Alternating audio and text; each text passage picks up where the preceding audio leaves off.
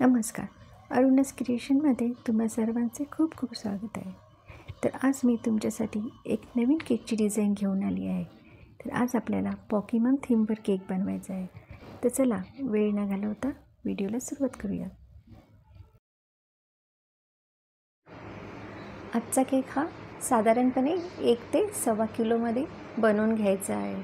त्यासाठी मी इथे chocolate sponge तयार करून घेतला आहे. मी इथे 6 इंचीच्या टीनमध्ये 2 स्पॉन्ज तयार करून घेतले आहेत. आता बेसवर थोडीशी क्रीम लावून आपण आयसिंग करून घ्यायची आहे. सर्वात प्रथम स्पॉन्जला मी नॉर्मल पाण्याने सोक करून घेत आहे. आता त्यानंतर स्पॉन्जवर मी चॉकलेट गनाश स्प्रेड करून घेत आहे. इथे गनाशची कन्सिस्टन्सी थोडीशी मी पातळ ठेवलेली आहे. आता पॅलेट नाईफच्या साहाय्याने सर्व स्पॉन्जला चॉकलेट गनाश व्यवस्थितपणे लावून घ्यायचा आहे. आता त्यानंतर आपल्याला इथे चॉकलेट क्रीम स्प्रेड करून घ्यायची आहे. इथे मी क्रीममध्ये थोडेसे चॉकलेट गनाश ॲड केलेलं आहे आणि चॉकलेट क्रीम इथे तयार करून घेतली आहे. आता व्यवस्थितपणे आपल्याला क्रीमची लेअर करून घ्यायची आहे. आता त्यावर पुन्हा एकदा चॉकलेट गनाश स्प्रेड करून घ्यायचं आहे. इथे मी त्यानंतर चोको चिप्सचा पण वापर करणार आहे, कारण आजचा केक हा चॉकलेट चोको चिप्स फ्लेवरचा आहे. त्यासाठी मी इथे चोको चिप्ससुद्धा ॲड केलेले आहे. आता त्यानंतर केकची दुसरी लेअर ठेवून पुन्हा नॉर्मल पाण्याने आपल्याला सोक करून घ्यायचं आहे. आता आपण जशी पहिली स्टेप केली होती तशीच पूर्णपणे सेम स्टेप आपल्याला परत करायची आहे. जसं की चॉकलेट गनाश स्प्रेड करून घ्यायचं आहे आणि त्यानंतर पुन्हा क्रीम, गनाश आणि चोको चिप्स अशाच प्रकारे आपण पूर्ण स्टेप पूर्ण करणार आहे. अशाच प्रकारे आपण पूर्ण केक तयार करून घेणार आहे. आता केकच्या शेवटच्या लेअरवर सुद्धा आपण थोडंसं चॉकलेट गनाश स्प्रेड करून घेणार आहे आणि थोडीशी चॉकलेट क्रीमने आपण पूर्ण केक कवर करून घेणार आहे.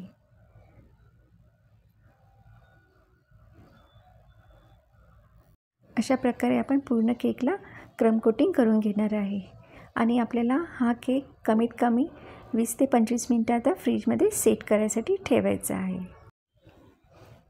फ्रेंड्स, आता इथे मी पायपिंग बॅगमध्ये ब्ल्यू कलरची क्रीम घेतली आहे. इथे मी ब्ल्यू जेल कलरचा वापर केला आहे आणि लाईट ब्ल्यू कलरची क्रीम तयार करून घेतली आहे. आता आपल्याला पूर्ण केकला ब्ल्यू कलरच्या क्रीमने कवर करायचं आहे आणि पॅलेट नाईफच्या साहाय्याने क्रीम व्यवस्थितपणे केकला स्प्रेड करून घ्यायची आहे. आता इथे मी स्क्रॅपरच्या साहाय्याने केकला एकदम स्मूथ अशी फिनिशिंग करून घेणार आहे आणि वरती जी एक्स्ट्रा क्रीम निघालेली असते ती पॅलेट नाईफच्या साहाय्याने काढून घेत आहे आणि केकला व्यवस्थितपणे फिनिशिंग करून घेत आहे.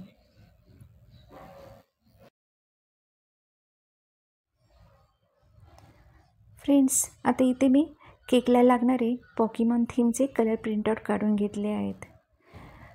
फ्रेंड्स, तुम्ही अशा प्रकारे तुम्हाला कोणत्याही थीमचा केक बनवायचा असेल तर असे कलर प्रिंटआउट काढू शकता आणि आपला केक अजून सुंदर बनवू शकता.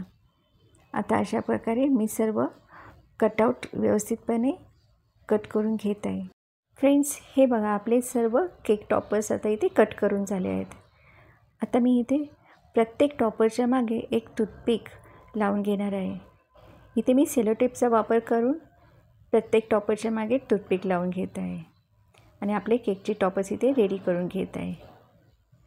फ्रेंड्स, हे पेपर कटआउट तयार करणे खूपच इझी आहे. अशा प्रकारे मी सर्व टॉपर्स आता इथे रेडी करून घेत आहे. हे पहा फ्रेंड्स, आपले इथे सुंदर पेपर कटआउट इथे आता रेडी झाले आहेत. आता मी या पेपर कटआउटबरोबरच एक शुगर प्रिंटसुद्धा काढून घेतली आहे. आता एका कटरच्या साहाय्याने आपल्याला ही शुगर प्रिंट कट करून घ्यायची आहे. फ्रेंड्स, आता पावसाळा चालू आहे, त्यामुळे शुगर प्रिंटचा वापर करताना खूप काळजीपूर्वक करावा लागतो. त्यामुळे एकदम हळूवारपणे शुगर प्रिंट कट करून घ्यायची आहे. सर्वप्रथम मी इथे बॉर्डर पहिले कट करून घेत आहे. पावसाळ्यामध्ये शुगर प्रिंट काढताना ती तुटण्याची पण शक्यता असते, त्यामुळे खूप काळजीपूर्वक शुगर प्रिंट काढावी लागते. आणि जी शुगर प्रिंटच्या खाली जी प्लास्टिक शीट आहे ती आपल्याला काढून टाकायची आहे. आणि आता मी ही शुगर प्रिंट हळूवारपणे काढून घेत आहे. आणि केकच्या फ्रंट साईडला जिथे आपल्याला हवे तिथे मी त्याला असेंबल करून घेत आहे. आता त्याचबरोबर मी इथे बड्डे बॉयचं सुद्धा नाव काढून घेतलं आहे, ते सुद्धा मी कट करून घेत आहे आणि केकवर असेंबल करून घेणार आहे. इथे मी काही क्लाउडचे सुद्धा फोटो काढून घेतले आहेत, ते सुद्धा मी आता केकवर लावून घेत आहे. फ्रेंड्स, तुम्ही इथे शुगर प्रिंटऐवजी फॉन्डंटचे सुद्धा क्लाउड तयार करू शकता आणि केकवर ते असेंबल करू शकता. आता केकच्या टॉपला आपल्याला सर्व केक टॉपर्स लावून घ्यायचे आहेत. आता बड्डे बॉयचा 9वा बड्डे आहे, त्यासाठी मी इथे 9 नंबरचा सुद्धा टॉपर काढून घेतला आहे आणि बाकीचे सर्व टॉपर्स आपण त्याच्यामागे अरेंज करून घेणार आहोत.